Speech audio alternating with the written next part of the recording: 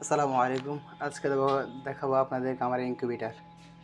এটা হচ্ছে অ্যাডাপ্টার, আর এটা হচ্ছে কন্ট্রোলার,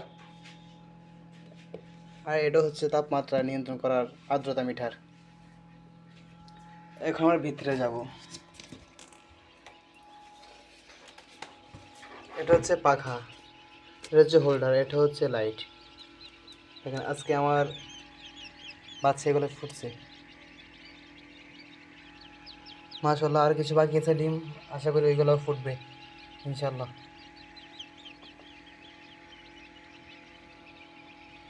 তার মধ্যে আমার এখানে অনেক সুন্দর সুন্দর কালার আসছে, পাখির কালার, অনেক সুন্দর একটি কালার।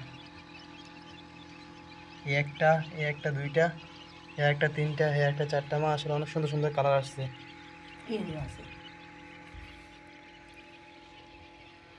আর তাপমাত্রা নিয়ন্ত্রণ করার জন্য ভিতরে একটু পানি দিতে হয়।